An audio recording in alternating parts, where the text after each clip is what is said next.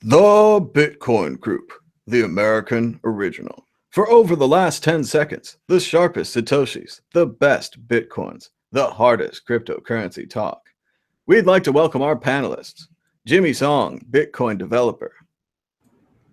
Thank you, Thomas. Tone Vase from Liberty Life Trail. Hello, everyone. It's been a very exciting week. And I'm Thomas Hunt from the World Crypto Network. I guess the UASF is over. We can all take our hats off now. Yeah. All right, let's do it. If everyone could give us a thumbs up and a share, we're going to go ahead and start the show. Psych, mine ain't coming off. It was a trick. Moving on to issue 1, BCash launches. As expected, the clone of Bitcoin known as BCash launched on August 1st. While at first the new network struggled to find a block, as covered live right here on this channel, the new network now seems to be running smoothly with exchanges beginning to take deposits. However, there lies the problem. Everyone seems to be selling. Jimmy Song, I ask you, is there any reason to hold BCash? Does it have any utility? Well, I mean, Bitcoin Cash is almost exactly like Bitcoin, except for 2 or 3 differences. They have bigger blocks, 8 megabyte blocks. They don't have SegWit, and they don't have replace by fee. So, I mean, really the utility is that SegWit and replace by fee haters and big block lovers have a place to go. And that's the utility that it has, is that it's a coin marketed towards them. And if you like those features, then you would go on holding your Bitcoin Cash or buy some more. And if you don't, or if you don't think it's sufficiently different than actual Bitcoin, then you would sell. Really, the market's going to tell us much more than I can. So, I mean, for me, it's kind of an unknown at this point, and I'm going to answer with I don't know. I don't know. Tone Vase is the main feature of BCash, marketing to people who want bigger blocks. You know what? The way you phrased that question, I'm not sure how they're going to be marketing, right? It's going to be weird for them. I mean, a lot of the big blockers really think that this coin is viable into the future. And Jimmy mentioned, 2 of their biggest drawbacks, which are obviously segregated witness and also replaced by fee. But the biggest drawback they have is developers, right? I mean, also mining, which, but the mining could be good for their hash rate, right? So that's fluid. But their biggest problem is going to be developers, because it's one thing having good developers. It's another thing having good developers that the network trusts. So that's going to be a giant hurdle. I will also let the market decide, but by me saying that, I know it's kind of, cheating, because we are one of the biggest media outlets now, and we're helping the market decide. And I fully understand that. Like, I'm not a fan of this thing. I wish it never came out. So I fully understand the fact that, we could be contributing to some of the selling, but on the other hand, I mean, I've been against Ethereum for years, and that clearly hasn't affected the market. So you can't blame me for killing BCash with all of my videos, yet at the same time make fun of me for not killing Ethereum, right? So you got to pick one or the other. So it's definitely not going to be us. The market will decide whether this is a viable alternative. But I don't think it will be, just from the developer perspective. Looking further out, they got a serious problem. It was created as a way for people that hate SegWit but love big blocks. But there's a huge chunk of people that love SegWit and love big blocks. So are they going to go against their core principle, which is, getting the SegWit haters all riled up, getting all of these Blockstream and core haters all riled up into this coin? But then I was reminded today on Twitter that Bitcoin's ABC roadmap clearly stated that they wanted to do big blocks first, segregated witness second. But then why did you like cater this thing to Blockstream and core haters that built SegWit, right? So they're going to have a big dilemma. And I don't think this movement to create this chain split at this point in time was beneficial at all to the signers of the New York agreement, because I think those people are now royally screwed. Because if this thing is somewhat successful, then now what? You're going to kill it by trying to get bigger blocks on the actual Bitcoin, kind of like Bitcoin getting segregated witness hurts Litecoin. Now what do? If it's remotely viable, then people like us can like tell all of the big blockers that want to make the current Bitcoin chain to go 2x, we can tell them, well, look, you have a viable alternative. It's number 9 on CoinMarketCap right now, but go use it. It's right there. So I don't think they did anybody any favors. I think the biggest winners to come out of it are you know, OG large Bitcoin holders that just got 10% tacked on to their Bitcoin by selling this thing. And it's unfortunate that I always thought that the safest way to store your Bitcoins was a Trezor, but it was just like bad luck that the people that had them on a Trezor were late to being able to duplicate their tokens. And I don't blame Trezor, blame this spur of the moment, last minute hard fork where not everybody was prepared to split their coins. Not every technology was ready to split the coins. Like being ill prepared in your storage, like myself, for example, it turned out to be, you know, a dumb benefit by being able to split the coins early. So I want to just interject one thing regarding the ABC roadmap. That roadmap was made by Bitmain, and I believe the way this all played out, it wasn't actually Bitmain that led the charge for Bitcoin Cash. It was actually via BTC, which is sort of like you know, one extreme of that entire movement. So I'm guessing that SegWit is not on their roadmap. Well, that's the thing. So I will counter that with two things. Bitmain has already made it clear that they are investors in one way or another in Via BTC. And when Via BTC came out with this plan, they very openly stated that they were going to follow you know, Bitcoin ABC's like plan and roadmap. So they were basically taking the Bitmain plan that Bitmain was going to do during the user activated soft fork. And when Bitmain wasn't going to do it, Via BTC just took the plan and did it. All right, now Tone is asking more questions than he's answering. Jimmy, let's get down to it. How many Bitcoin are there going to be? Right now, there's Bitcoin, there's Bitcoin Cash. Is there going to be another fork of Bitcoin? And is there going to be another fork of Bitcoin Cash? Are there going to be 4 Bitcoins? It's entirely possible. I don't really know, but I do want to answer this question by Blue Core, who just donated on Super Chat. November hard fork. Why can't they hard fork BCash instead of Bitcoin? That is a possibility, and that would be very interesting because they would have to add SegWit back. Well, that wouldn't be a hard fork, though, right? I mean, they can add SegWit with a soft fork. Right, and I guess it could be a soft fork off of Bitcoin Cash, which adds back RBF, adds back SegWit, and reduces from 8 megabytes to 2 megabytes, and then they would have SegWit 2x on BCash. That's possible. That's something that they can do. Right, I don't think that's the way they're going to go, but that is a possibility. Yes. Right. Well, I'll answer Blue Core's question directly because I know he's a little bit newer to Bitcoin. Well, there's no reason to hard fork BCash at this point, right? I mean, the 8 megabyte or the 32 megabyte, I think they're 32 megabytes and soft forking it to 8 right now. But the hard fork is already done. There's no reason to hard fork BCash other than for fun. like if one of those trollish miners that's mining on it right now, they can totally hard fork it for the hell of it.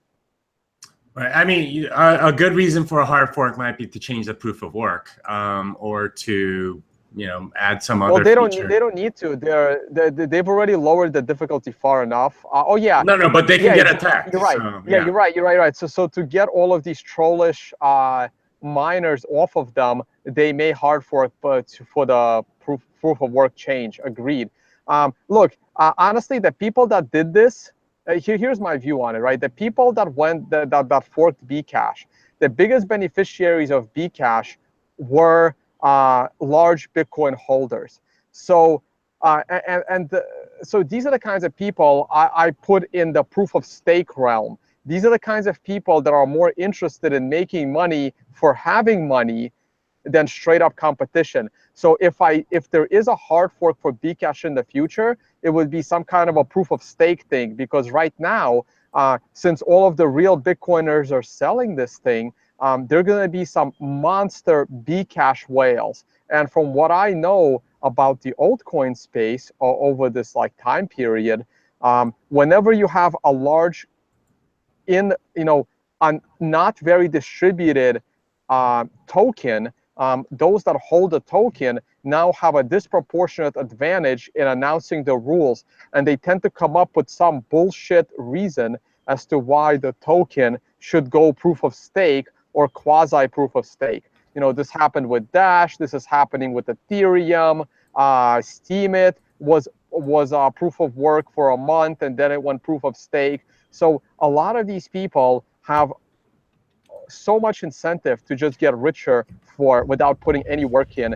And if there is anything that's going to be done with BCash going forward, I can see that proof of work change becoming some kind of a POS quasi thing. And now, while we're going down the idea of potential futures for BCash, I have heard pretty much a conspiracy theory, but I want you guys to go and address this. What if the supporters of BCash, who allegedly are burning at least $100,000 in potential Bitcoin and energy a day, what if they have some kind of master plan to take hundreds of thousands of dollars of real Bitcoin, dump them at the same time they're buying up BCash, then making BCash more profitable to mine, having the rest of the miners switch over, and then leaving Bitcoin in the dust with a difficulty problem? We'll go to Jimmy first and then Tone. Yeah, I mean, that could work, but I mean, there's a third party here that you really need to think about, and those are the users, and they're the ones that are trading between them. If somebody is dumping Bitcoin for cheap, there's a lot of people that are willing to pick it up. So, I mean, market manipulation is a thing, but you do it at your own peril, and it might cost you a lot more money than you think.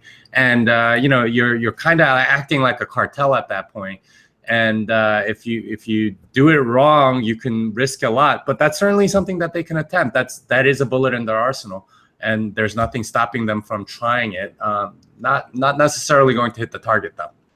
All right, let's go to Tone Vase. Are they angry poker players willing to do anything? I don't think so. I don't see that, because in order to do that, they would have to dump their Bitcoin. And unlike BCash, Bitcoin is a little hard to mine. So I don't see that conspiracy theory. I can throw a more credible conspiracy theory at you in a minute, but I just don't see it, because these big players would have to take a giant risk in selling all of that BCash, dropping the price real low. Then they would have to sell their Bitcoin at the high, dumping the Bitcoin price, but they don't have necessarily control of the mining. I just don't see it. And also, I mean, considering how many people are dumping BCash, the price is being resilient. If anything, these whales on BCash are supporting the price instead of dumping it, because if people like Roger and some of the other big whales that would be supporting BCash, if they were dumping the BCash, I mean, that thing really would be like a few pennies right now. So I don't see that conspiracy theory.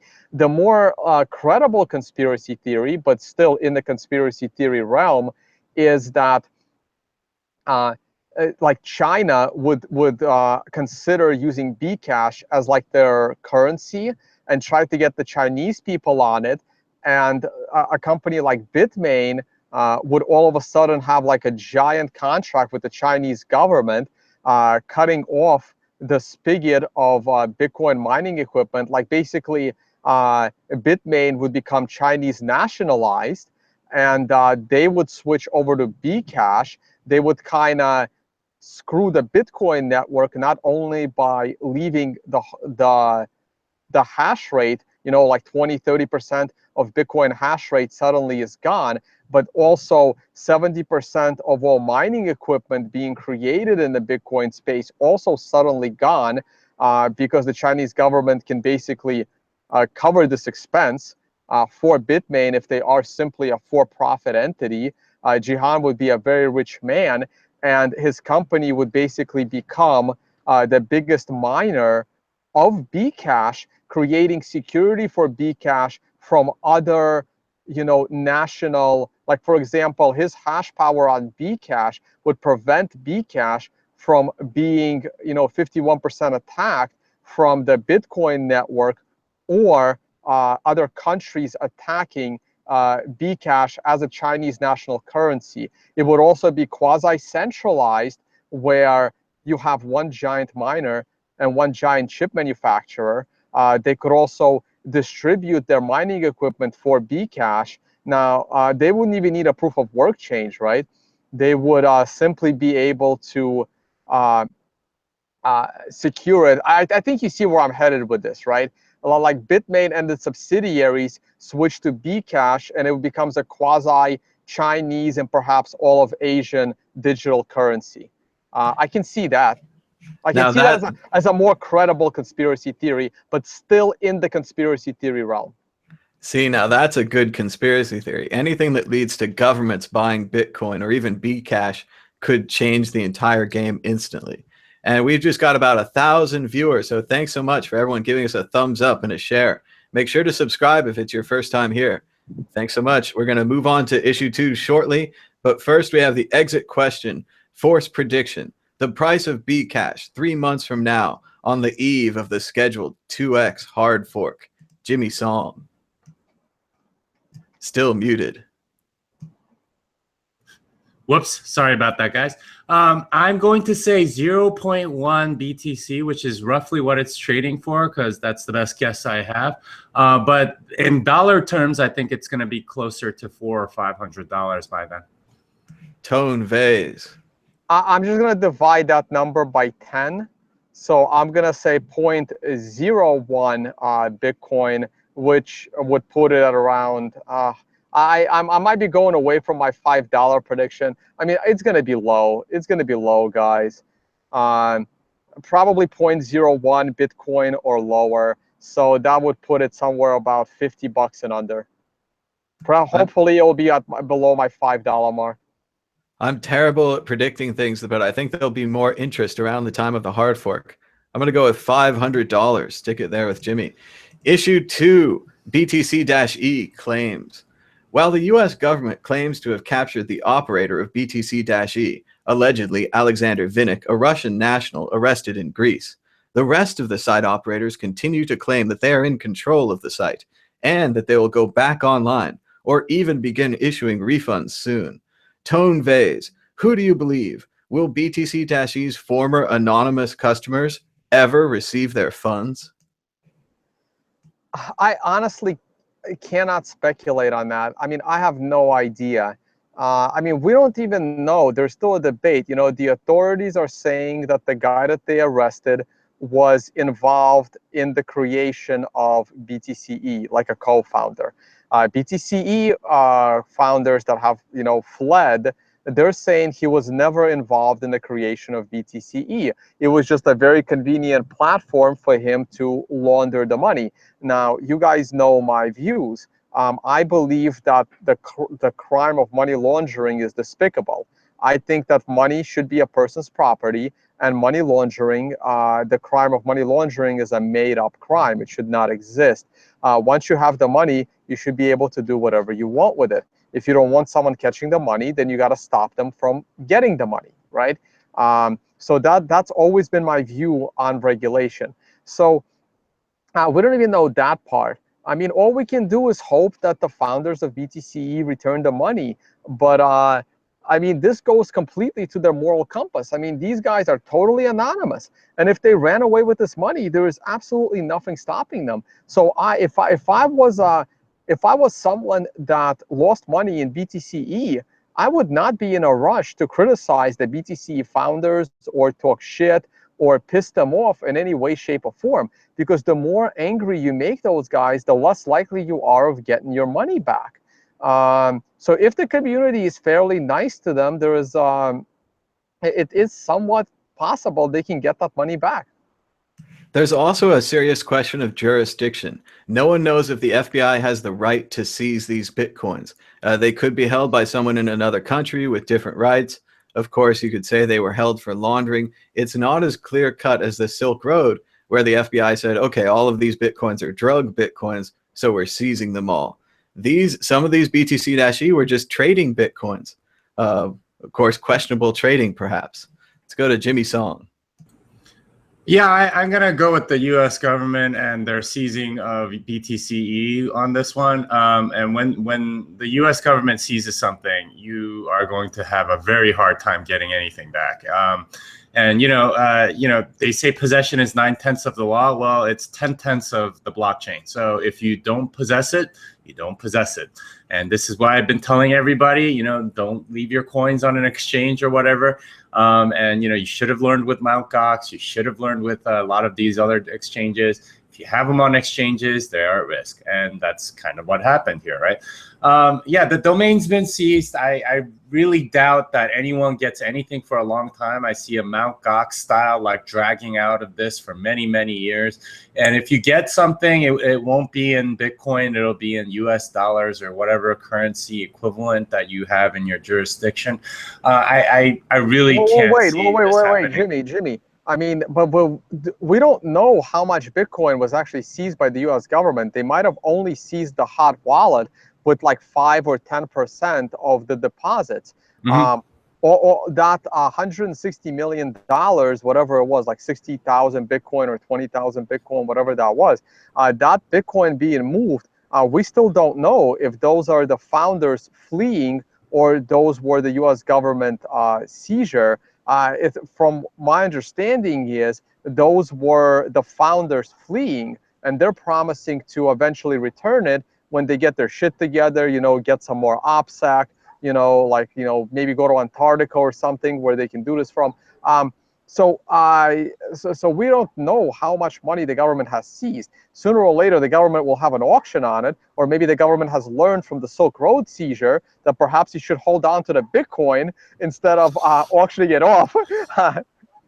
Yeah, I mean, I that might be true, but I think the odds are very low that you're going to get anything back if you held money there. Just the legal based upon the money trails, I don't think there's enough OPSEC in the world for them to get away with this fund. Yeah. Also, the U.S. government has a lot of ways to get you to give you stuff, including your private keys. I mean, I'm sure everyone's seen the XKCD with the $5 wrench. That's essentially what it comes down to. But they need to catch the people, right? It's like it sounds like the guy they caught. My best guesses, again, this is just pure speculation. The guy they caught was probably he probably financed. He was probably the initial capital to launch BTCE with hacked Bitcoin, but he was not involved in the day-to-day operation of BTCE, but he had some access. So when he got arrested, there was some access to the domain and to some of the other internal workings. So his arrest coincided with the shutdown of BTCE. But I bet you there's at least 2 to 3 people that were way more important to BTCE at this point in time that were actually running the peer-to-peer exchange. And those people, I believe, are not caught by the US government. And my best guess is they are still in possession of the Bitcoin. So it's up to them to decide what they're going to do. Are they interested in launching another version of the exchange and putting, I'm sure they have the login file right, with everyone's logins and passwords. So if they launch another website under a different name, they can just tell people your login is still active. You have your login, you have your password, you can log back in, we will credit your balance again, you can continue to trade with us, or you can get it out. Now, if they come back online, I think people are just going to stay with them and trade with them, because going somewhere else isn't any better.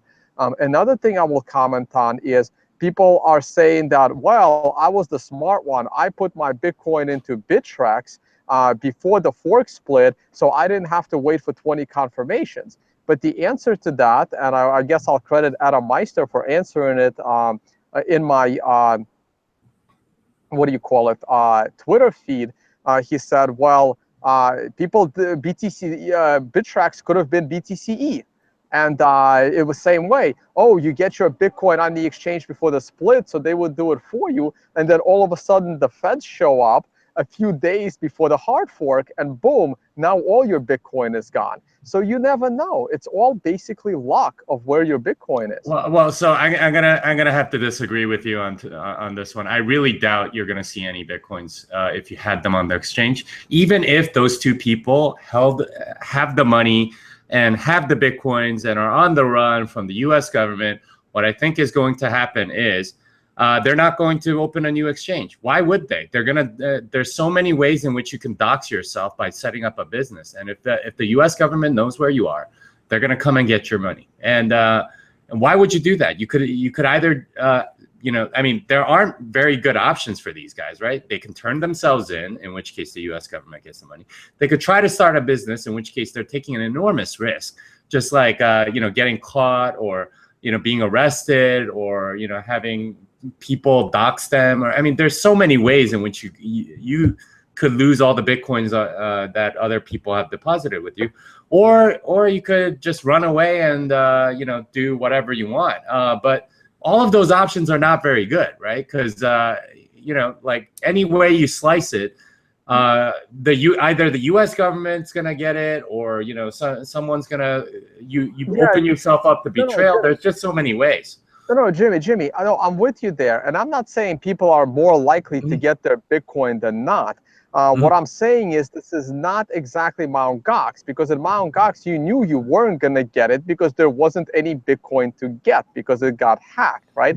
And in this case, you're saying, well, what's their motivation? Okay, well, why do we still have WikiLeaks, right? I mean, it's literally a public service. If these guys feel that they are the rebels that they are, and they want to stick it to the U.S. government, they will relaunch the operation again, and they will say, see, they can't get us. And here we are again, providing a service of an anonymous, trusted Bitcoin exchange. And as long as you have us, maybe you don't need a decentralized exchange. We have good cold storage, and if our shit gets shut down again, we will just relaunch a few months later. So there is some motivation from people that want to show that they're better. There's always someone that wants to hack the NSA to say that they could.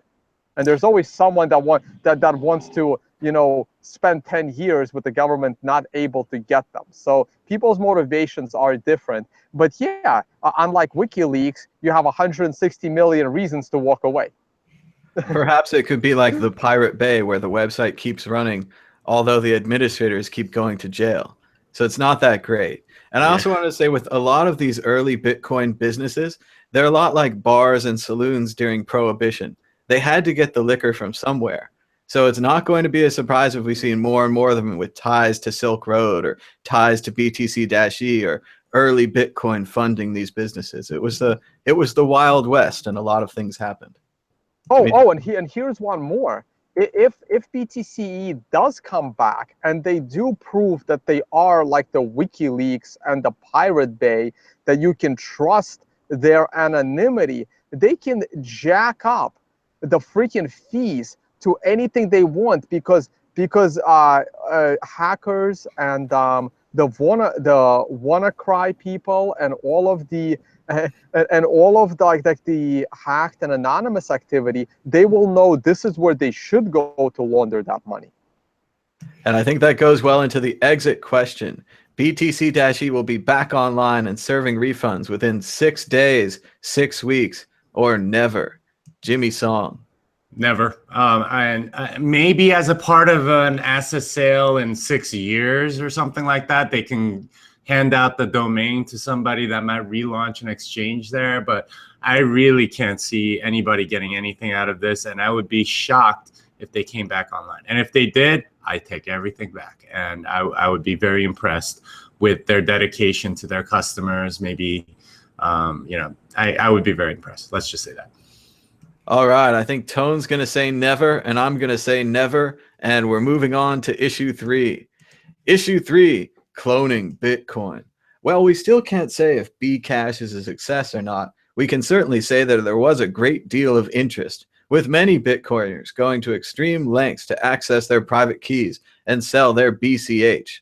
The question is now obvious. Will BCash-style Bitcoin forks become the altcoin and perhaps the ICO of the future, utilizing the built-in mailing list of Bitcoin's UTXOs to hasten their viral spread? Jimmy Song. Well, I certainly hope not. I mean, it's a lot of work for the entire ecosystem. I mean, there's a lot of socialized costs there, which I personally don't like. It sucks to be a Bitcoin company right now because you have to deal with this stuff and you're constantly fighting fires to figure out what to do with the Bitcoin Cash. And if there are more of them, then you're going to have to fight fires every time there is one. But I mean, that said, there's a lot of incentives to do it if it's successful because free money, right? And we do know that there will always sort of be a lot of altcoins, and this does socialize a lot of the cost of the launch. You're essentially airdropping to every Bitcoin owner, which can be seen as somewhat fair or something like that. I imagine going forward, exchanges and merchants will have to learn how to deal with more forks and things like that. But I imagine as these will asymptotically go to zero. You can't just keep having these launches. But then again, there's always like the possibility of more altcoins coming. I mean, I really wish we would go to the dry chain side chains model instead of launching altcoins. But there's too much economic incentive for this to not happen. In the meantime, I would encourage everybody to enjoy sort of the percentage increase in your BTC holdings. I know like a lot of people got in at like 0.12 or so. They sold their Bitcoin Cash for 0.12, so they increased their holdings by 12%. That's great. I think we all enjoy having more Bitcoin. But yeah, I mean, this is the sort of thing that cost isn't like you didn't get that 12% for free. People at exchanges, people at merchant and like that work at merchants and things like that, they all paid for it, which is unfortunate. It's never a good idea to socialize the cost and have it benefit just a few people. But at least this is benefiting most Bitcoin holders. Jimmy, is this a problem with Bitcoin's open source nature that everyone can look at this transaction set? And right now, it seems pretty good because we got Bitcoin Cash. But if we get 50 or 60 or 100,000 of these and it becomes spam and you just can't stand how many there are, is it a problem with Bitcoin? Is it something that needs to be fixed or even could be fixed? I don't think it could be fixed. I mean, it's part of the nature of it is that anyone can fork at any time. And you can, of course, hard fork to a different proof of work so you're not attacked and things like that. But, you still need a community. You need developers, all this other stuff.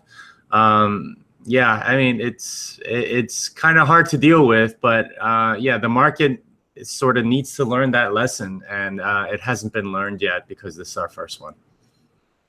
Tone Vase, are we going to see more of these coins in the future?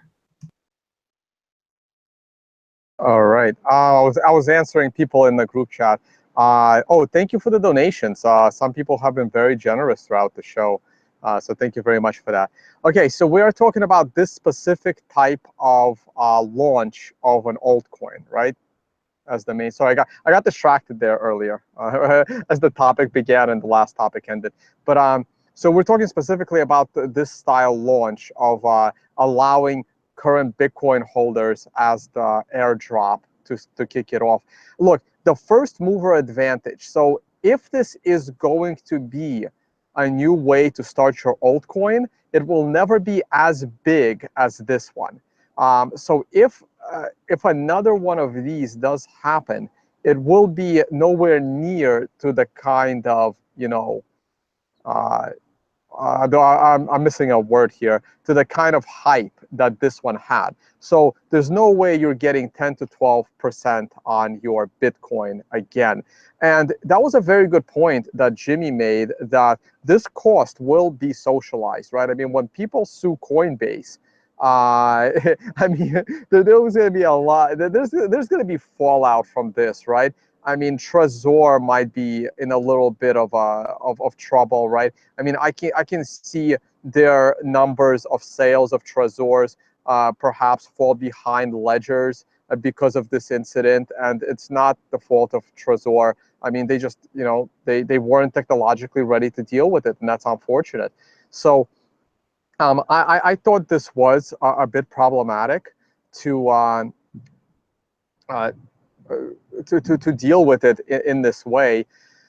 Some people did better than others. Some people got 14, 15% of their Bitcoin. But the big question I have for those people, did you hold on to your own private keys and separate it on your own without putting your Bitcoins at risk? Or did you send those Bitcoins into the exchange ahead of time? If you send your Bitcoins into the exchange ahead of time, then the 5% extra that you made on your Bitcoin, that came at a significant risk, and perhaps that risk wasn't worth it.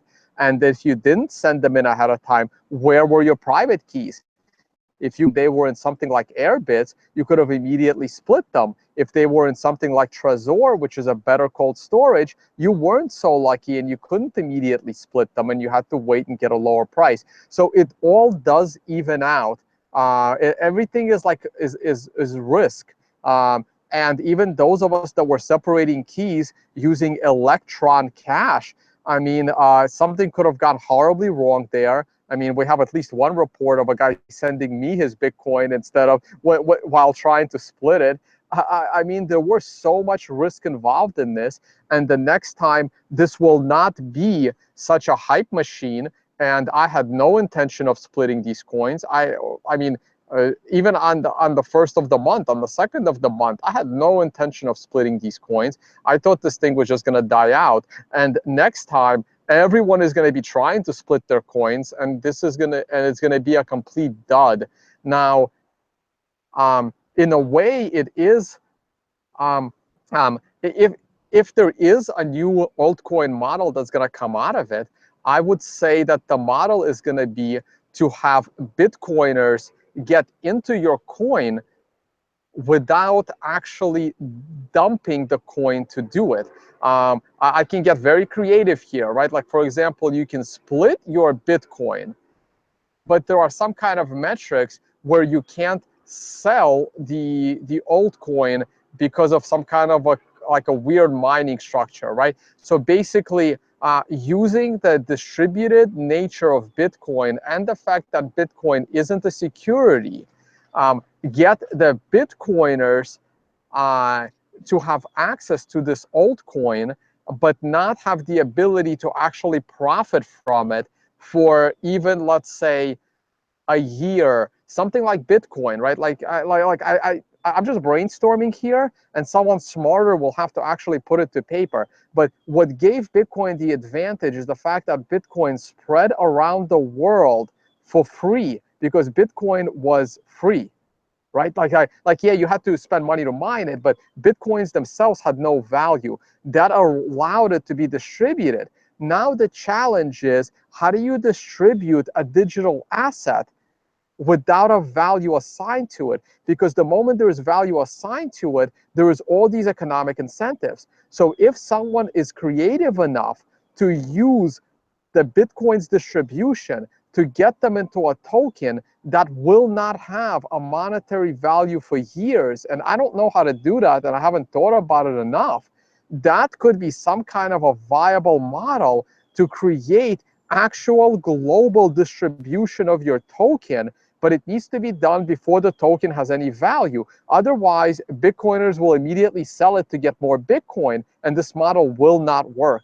So that's probably the best I can do. Maybe Jimmy has some thoughts, or I'm just like spewing out nonsense. All right, let's go with one more hypothetical. Jimmy, could they do something like Steam with a lock-in where you couldn't sell your coins all at once? Probably. That's easy enough to code in. You could change the confirmation times or something like that to many blocks. Right now, mining rewards still have to wait 100 blocks before they can move them and sell them or transact them. You can extend that. There's a lot of different ways. Almost anything is possible, especially since it would presumably be a hard fork. But yeah, I mean, this is kind of what it's come to, is that when you have a lot of altcoins, you know, I remember back in like 2014, you would have like a story every week about how China banned Bitcoin, and that would move the price. Eventually it got to the point where we just heard that so often that it ceased to move the price. I think that's going to have that sort of thing is going to happen with you know, hard forks of Bitcoin. This is just the first time, and obviously the market's reacting a lot, but I imagine the reaction will asymptotically go to zero as more and more of these come up. All right, let's move on to the exit question. The number of Bitcoin clones expected in the next 3 months. Tone Vase. Probably not many. Honestly, I don't think there will be any in the next 3 months. I mean, it took the world about a year to absorb Ethereum and see if it was going to stick around before everyone started to clone it. And then and some decided to clone it, and some decided to clone it on top of Ethereum. At least the same model that Ethereum brought to the table, you know, selling useless tokens before they even exist. But so I don't think anything. I don't think anyone is going to put together, you know, a plan and an advertising and within the next 3 months. But for next year, I think there will be like better and better plans to do this. So maybe going into December, going into the holidays. In the next 3 months, I don't see it because people aren't going to be paying attention to it. People are probably still going to be arguing over BCash and the 2x, and there's just not going to be enough room. I'll tell you who probably hates this the most. People at like other you know, crazy projects like EOS and like some of the other ones, because like because the hype is now back into Bitcoin. Everyone's talking about Bitcoin. Everyone's talking about this BCash, and everyone moved their altcoins in order to get more Bitcoin so that they can get this particular altcoin. So a lot of these like ICOs that we're planning on launching like around this time or over the next few weeks, I mean, they're just not getting any attention. So the attention to BCash has to completely die before someone is going to start a pump, and then you need at least like a few weeks to a month to pump your coin before you launch it as another Bitcoin clone. So I really don't see anything going down in the next 3 months. All right, let's go to Jimmy Song. How many Bitcoin clones in the next 3 months? Well, Tone brings up a really good point. And this is a conspiracy theory that I've heard, which is that, you know, maybe Bitcoin splitting is good because you just sort of crowd out all the altcoins. And if this becomes the new model, then all these altcoins that are trying to hype themselves up, that kind of goes away. And this becomes sort of the model to do instead of all these ICOs. I don't know. I'm just going to say 2, and that's a complete guess. And I'm going to guess that one of them is going to be named Bitcoin Lite. The answer is more than 3, but less than 7. Well, okay, Moving on to issue 4. Wait. Can I change my answer real quick? It's possible that there could be 1. I just have a feeling like because of the BTCE thing and all the tracking from the Mt. Gox coins, I still think someone is going to coin a Bitcoin Anonymous and try to somehow clone that out of Bitcoin. Maybe Bitcoin Monero. I don't know. Bitcoinero. Bitnero. All right, moving on to issue 4, the future. According to estimates provided by xbt.eu, segregated witness will lock in Tuesday, August 8th, giving the Bitcoin network a long-awaited series of bug fixes, including an end to transaction malleability, separated signatures providing a small block size increase, and the potential for new innovations such as Schnorr signatures, confidential transactions, and of course, the long-awaited Bitcoin micropayments platform, Lightning Network. Jimmy Song, how soon will we see this future, and what are you most excited about? Well, we're locking in probably on August 8th, but the actual activation won't happen until August 21st or 22nd. I'm looking forward to seeing a lot of stuff. I'm interested in whether this has any effect on the fees, whether there will be more Lightning Network channels. But yeah, I mean, the big thing to sort of worry about a little bit is that not much of the infrastructure is really there yet. Not many wallets support Lightning Network transactions or even payment channels. And that sort of needs to be there before all of this stuff becomes more useful. So I'll be watching closely to see whether or not this makes the fees go down because there's less demand or something like that. But I think it's going to take some time, and it's going to take a few months or maybe years for all that infrastructure to be built and be useful and have like a good user experience and all that stuff.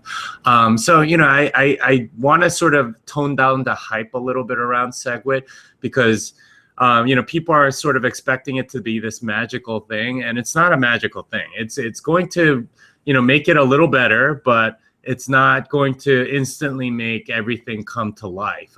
It's going to take some time for everyone to build things and for the ecosystem to catch up. But yeah, that's what I'm looking forward to. Months and years. I want it now.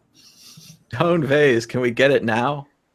I mean, I honestly think we'll get stuff sooner than the big blockers were screaming. We're gonna get it. I mean, one of their biggest arguments was, oh, after segregated witness, it'll take like a year to get Lightning, but then they delayed segregated witness by 6 months. I mean, and it's just like, and this came so true. Like Eric Lombroso was talking about this like 9 months ago.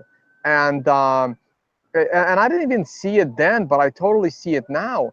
Eric Lombroso is like, well, the moment the Hong Kong agreement was signed, and we started doing research on hard forking, because we were intending on doing it as Bitcoin Core.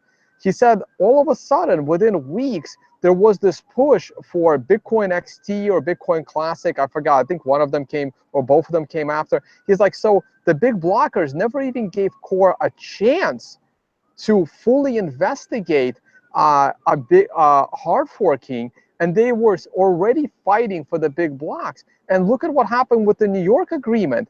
Like the New York agreement clearly stated, the hard fork will come later in October, and these guys didn't even wait. They didn't even wait. They launched it immediately. So Eric was like telling us back then that these guys never even give us a chance. They immediately start attacking the chain with hard forking.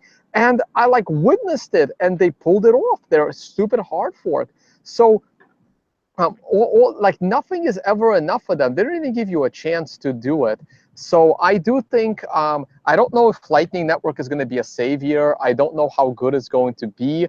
But I think it is coming, and there'll probably be some tests of Lightning channels here and there by end of year. There'll be glitches, there'll be some issues. It'll be in testnet for a while. It'll probably be a long time because before these channels are trusted, and before these channels give you more anonymity than transacting on chain.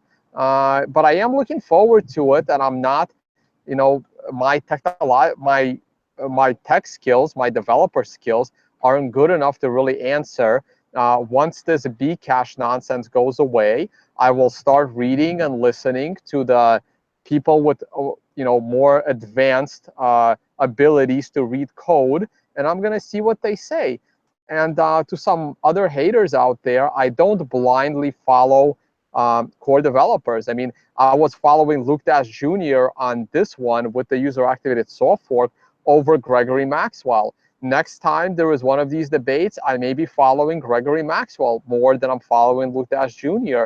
And And I'm talking to some other people these days, people that are very good programmers that are in this space, that have very legit criticisms of people like Gregory Maxwell, and I'm listening to these people. So I don't blindly follow core devs. I just but I will listen to doctors and decide which group of doctors I'm gonna believe on what needs to be done. I will trust the experts. And who knows, in the future, I might go against some of the core developers based on the research that I'm doing. I just have to, my skill is to try and trust the right developer. This is what I did while working in finance. I had to know which developer to trust because there were millions of dollars on the line that I was responsible as a project manager to get coded. So I will be getting back to this, and when we're having these debates over second layer scaling, I will need to listen to multiple people to see which developers I will get behind. And hopefully I make the right decision. Let's throw this question to Jimmy Song as well. Jimmy, do you think they wanted a hard fork the whole time? Are the miners going to be happy on their own fork without all of these updates and new ideas from the core team? Well, I think the big blocker side was itself divided. I mean, we tend to sort of view the world in a binary way and say, okay, there's one side and then the other. But I mean, even within each side, there's a lot of different factions, and it looks to me like the faction that went with the Bitcoin Cash hard fork was just that. It was a faction of the big block side, and you know, there was a portion of the big block side that didn't mind SegWit. There was another portion that thought it was really terrible. So I think this clearly comes from the side that thought it was really terrible. And I don't know. It's possible there are more factions out there than we know. So yeah, I mean, I don't think we can sort of lump them all in a group. I think there are way too many viewpoints to really say that safely. I mean, there was enough of them that this thing got launched, and that's all we can really say about it. We're always in trouble when there's too many factions. And we've got around 1,256 live viewers. Thanks to everyone for giving us a thumbs up and a share. If it's your first time here, be sure to subscribe. We're going to go to questions and answers with the audience very shortly. But first, a couple of exit questions. Pluses and minuses. What's the one thing that could speed up the path to the future? What's one thing that could slow it down? Tone Vase.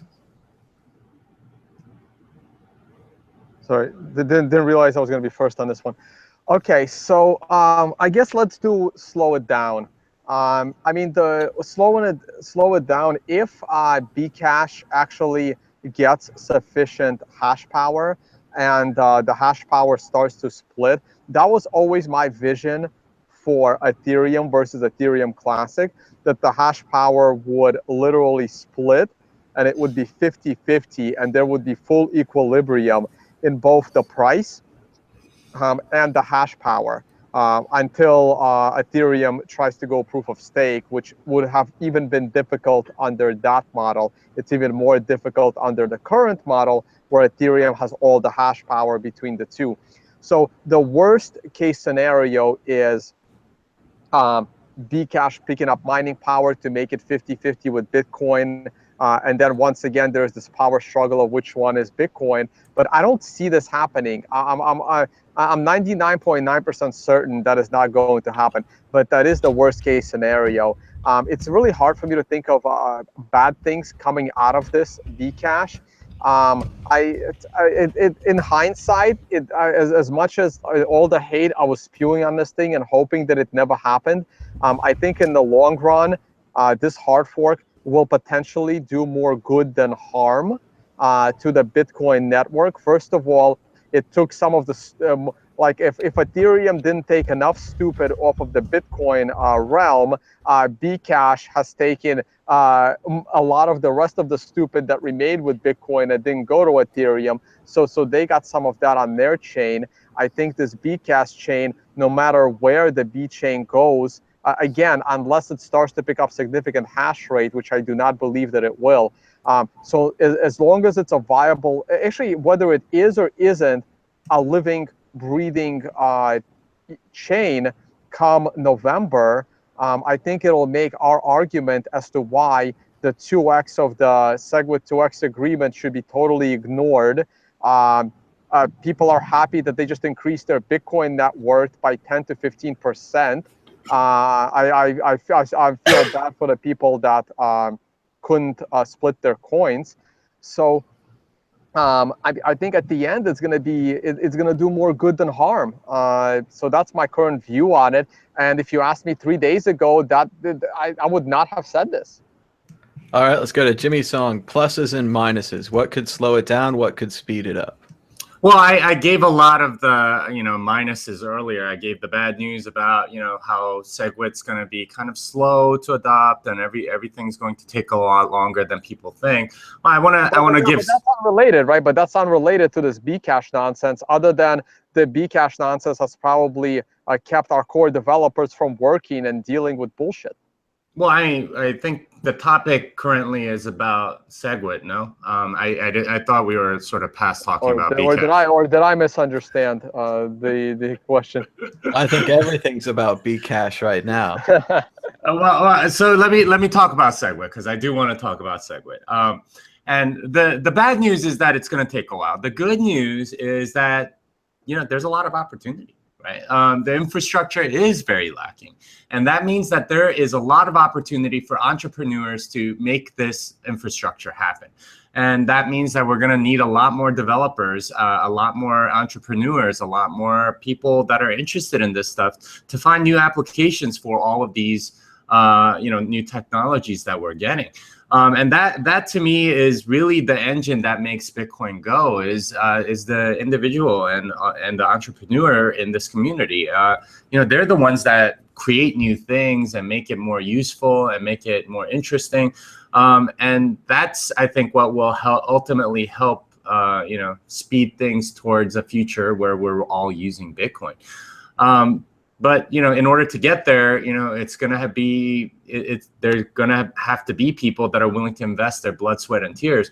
Maybe some of you are in the audience today. If you're watching this video and thinking about it, go study this stuff. See if there's something a business that you can create. The beauty of Bitcoin is that if you make the ecosystem more useful, it's not only good for you, obviously with your business, but it's good for everybody else, because we're all holders here.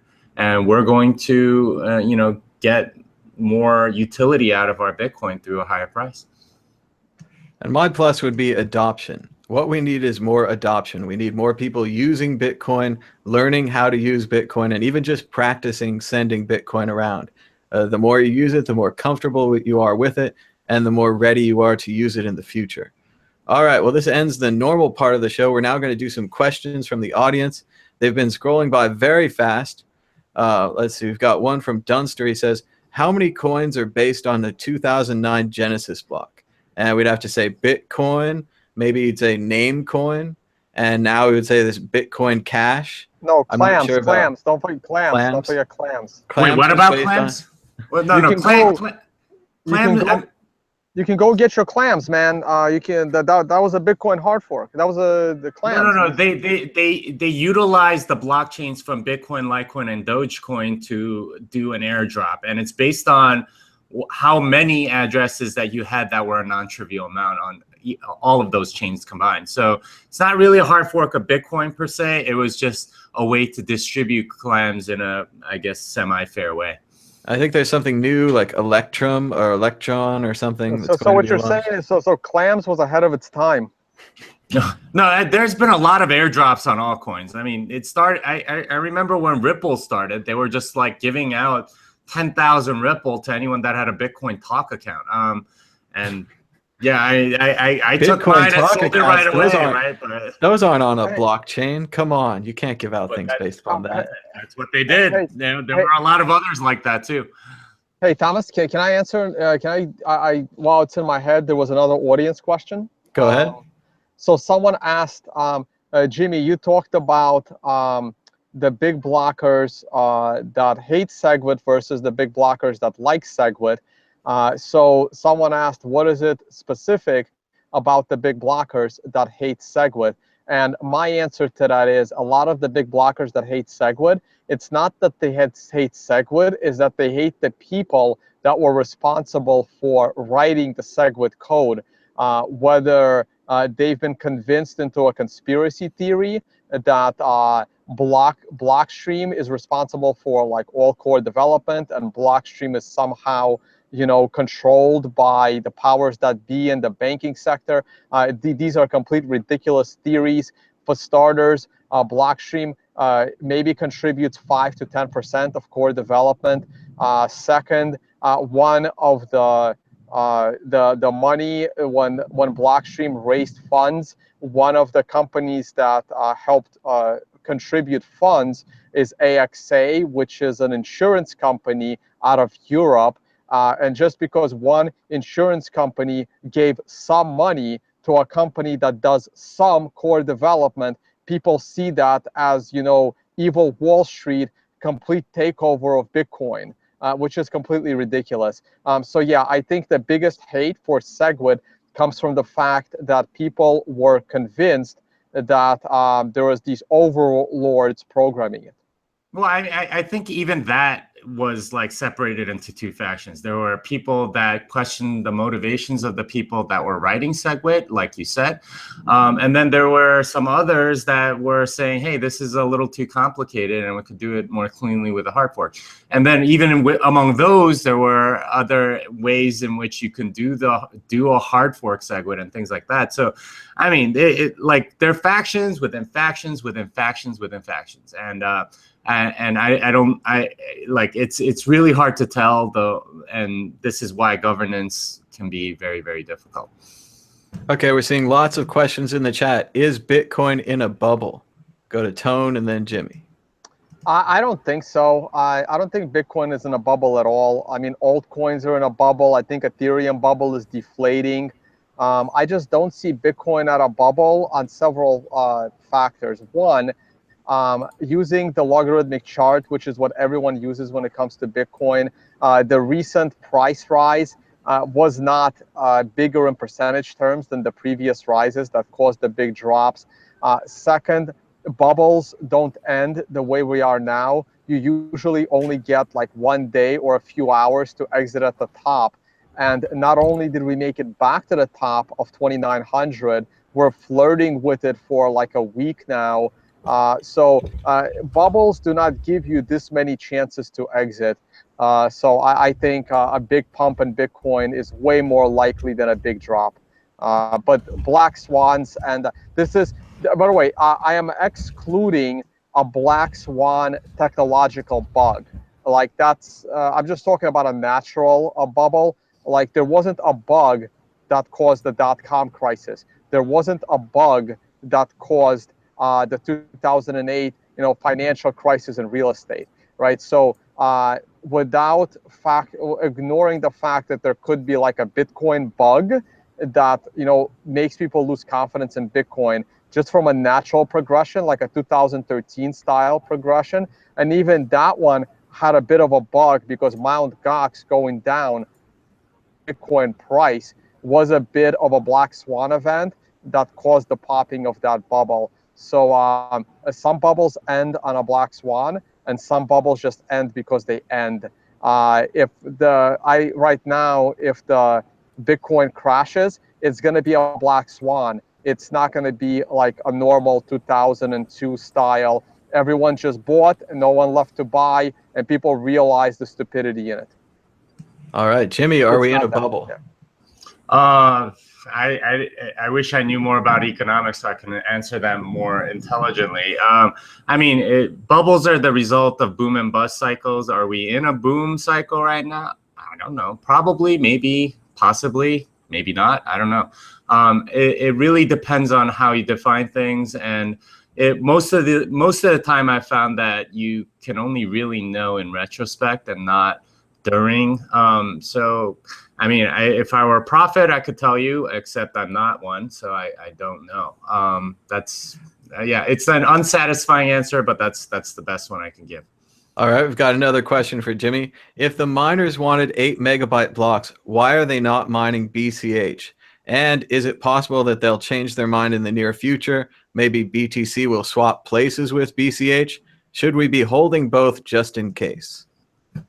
That's entirely up to you, man. But yeah, I mean, miners are going to mine what's profitable for the most part. And most of them, remember, are locked into the SegWit2x agreement, and that requires them to stay on the main chain.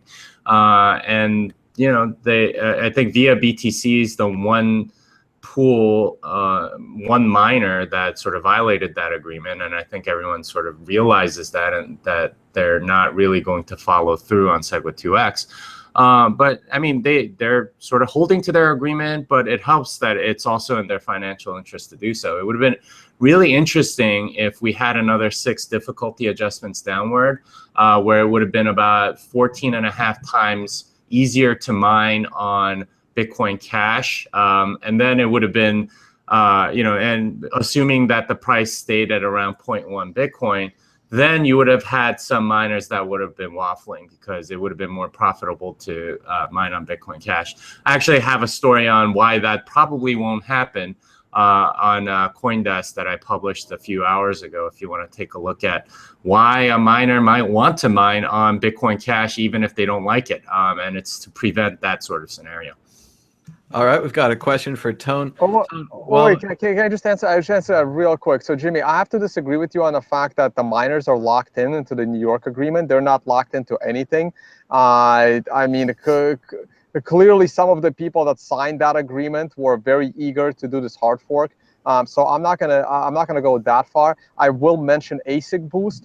The miners wanted the hard fork so they can remain doing ASIC boost, which they could do over on the BCH side, but just because of Bitcoin's resiliency and being so high in price is keeping it more profitable for them to just stay on the old chain, on the real chain, without the ASIC boost advantage of going to BCH.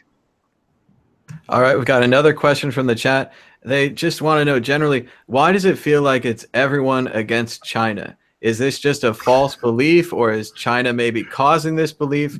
What do you guys think? We'll go to Tone and then Jimmy. I just think it's not China per se, but when you have a combination of having the cheapest world electricity and the biggest mining manufacturer, I mean, it's not that it's China. I mean, this could have been Mongolia for all we know, right? I mean, it just so happens that China happens to be the biggest mining manufacturer of ASICs, and having some of the biggest mining farms due to electricity. Those two things could have been in different countries, and it would have made life so much better for us. But unfortunately, this is the reality of it. All right, Jimmy, is it all China's fault? Well, I think it's kind of, you know, again, binary thinking it's like China versus the Western world or something like that. First of all, a lot of trading, you know, Bitcoin trading is going on in like Korea and Japan, for instance. Not many people know where, you know, a lot of that Bitcoin ownership, where they stand on things. We just happen to be in sort of an English-driven bubble because we're all on Twitter and things like that, and Reddit's obviously in English or whatever. I don't know. I think even within China, there are factions within factions, as we saw with via BTC. They broke off from the other miners because, you know, they thought the other miners were being too soft by signing SegWit2x and things like that. I think it's too binary to think that it's just an us versus them mentality. There's factions within factions. Even among core developers, there's a lot of differences. You know, they don't all agree on the same thing. They're not all like thinking X, Y, or Z. I mean, you just go to the GitHub, you know, and you know, or IRC and just talk to them, and you'll find the variety of opinions, right? And that's normal. That's what we should expect in society and in any community. And you know, granted, they do come up with like China roundtable agreements and things like that. But I mean, I don't think it's that clear cut or black and white as we tend to make it out to be. Okay, we've got a couple of quick technical questions, but we're running out of time. Jimmy, what could go wrong between now and Tuesday's lock-in of segregated witness? I mean, if you're talking pathological scenarios, I guess there could be a bunch of miners all the Murphy's Law possibilities. Well, then, I mean, I guess all the miners could decide to stop signaling for SegWit and like abandon the soft fork or something like that. But I see that as a very, very remote possibility because there's if they wanted to sort of betray the Bitcoin network, they would have done it a lot earlier with a lot less risk. But as it is, it's it looks like SegWit is going to lock in. I guess if you want to go with doomsday scenarios, we could talk about like a nuclear war where China is wiped out by North Korea or something, and all the ASICs. That would significantly lower the hash rate. Yeah. Yeah, something like that. I mean, like those scenarios seem about as likely to me, but who knows? No, but I don't think that scenario would stop it. It would just delay the activation of SegWit by a few months to a year, right? But because all the cockroaches could trade Bitcoin. Right. We also need to know, Jimmy, will there ever be another BCash block? Of course, there. I mean, I haven't checked. How big is the mempool? I haven't checked in a while. My God, if someone asked that question. It's been a while, but I imagine people are still waiting for their 20 confirmations or whatever it is. Yeah, it's been about 3 hours, and the last block was 1.999 kilobytes, which tells me that whoever that miner was they sort of set a soft cap on their own software, saying we won't mine anything bigger than 2 megabytes, which is something that you can do. I imagine there's going to be some blocks mined, if anything, just to prevent the difficulty adjustment. Yeah, hey, Jimmy. I mean, this thing is like the last block only cleared like a third of the transactions. Right. So, it was 1.999 kilobytes, or just less than 2 megabytes. They capped it at clearly 2. Somebody capped it. Yeah. Wow. They can totally screw with this thing if they start lowering their block size. And that's the right of any miner. They can all mine empty blocks if they wanted to. This is going to get interesting. I don't even think like the civil attacking has even started yet. People still want to get all their freaking coins out to turn them into Bitcoin before they really start attacking it. Because you also got to remember, right? If anyone really wanted to attack this thing, they have to make sure they at least, sell it first to get the Bitcoin. So I don't think we've seen the brunt of, everyone is like, oh, you should be nice. You should be nice. It's like, we haven't even seen the brunt of people being mean to this altcoin. Well, I mean, there's a lot of attacks that you can do against such a low hash rate. So, this where like a lot of the game theory stuff comes in, and as I said in my article earlier, that block 478617 that said something nasty about Bitcoin Cash, they probably mined it so that there would not be a difficulty adjustment downward, and game theoretically that it's actually the rational thing to do, because if they do have another difficulty adjustment and the price stays the same, then it might get to the point where it's economically rational for a miner to go on Bitcoin Cash instead. So they're sort of preventing that by mining a block every once in a while. That pool, Supernova, by the way, they also capped their block size at 2 megabytes, and it's something that they chose to do. So we're running out of time, but we still have time for a prediction or a story of the week.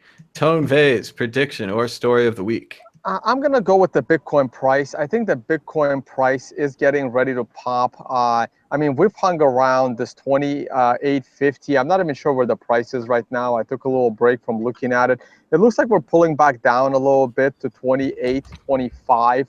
We're back at the line where on a long-term level, I called a buy trade. We're at 2832 on stamp. And I think if we hang around this price, they're just the rest of the week into the weekend, I think Bitcoin is getting ready for a big pop, and it's going to come at the expense of BCash. People keep telling us to stop talking about BCash and to talk more about Bitcoin, but they are totally connected. And the more people lose confidence in BCash, the more confidence they will gain in Bitcoin and just buy it up. And if there are miners that want to lower the confidence of BCash and want to raise the confidence of Bitcoin, just start mining empty blocks there. Put like 3 or 4, just only take like the top 10% of fees and just, mine it. get that BCash reward, don't really process all that many transactions unless they have exorbitantly high fees. If there are any additional trolling ideas are needed, though I'm sure they all know this by now. All right, Jimmy Song, prediction or story of the week. Well, I was thinking that I would make the story of the week our 8-hour telethon on Tuesday, but I instead of like sort of pumping this network and talking about all the wonderful things that happened during that, including your donations, by the way, we are very appreciative of all your donations. I was kind of astounded by that, but my story of the week is Coinbase released a press release the other day. Doing a complete 180 on Bitcoin Cash. They decided that they needed to make their customers whole, which I applaud. I think they should do that because it's a big legal liability. But I think they were resistant in part because the back-end upgrades required to make that happen are rather expensive. And I suspect that they might need to hire better personnel in order to be able to handle all of that, because to my knowledge, they've had a lot of problems in that area of handling the traffic that they've been getting. So in a way, I'm encouraged because they are going to have to upgrade their backend, and if they don't, they're just not going to survive. And if they do survive, it's going to be a much better experience. So that's Coinbase sort of being forced to improve their backend infrastructure is my story of the week. Yeah, hey Jimmy, they're doing exactly what I said they should do, but I said it like 3 weeks ago before the hard fork. My suggestion to them was tell the people, create some metrics, tell them you're not going to get your BCash initially because of the technological process involved, but tell them they will be working on it, and they say you will get your BCash like a month or two after the hard fork when we know that it's safe. And I told them to do this, and they should have said this statement before the hard fork, saying that they have no intention to immediately put anybody's Bitcoins or their company at risk. They could have said that this was a bad idea, but being a responsible company, they will split the Bitcoins at a future point in time when they're technologically ready. I thought they took a terrible stance, and if I was involved in that company, I probably would have gotten the hell out of there before this split. What they're doing right now was my advice to them. I think going out to 2018 is a little too far. I think they should be able to get it done before that, but it's very difficult to set all that stuff up. I can tell you from first-hand experience. But again, they could have made things much easier and lowered the exodus of everyone leaving their service. If a week or two before the hard fork, they would have said, "We'll do it. We're just not going to do it on the first of the month." Yeah, and I would also point out that according to some blockchain analysis tweeters, I take this with a grain of salt.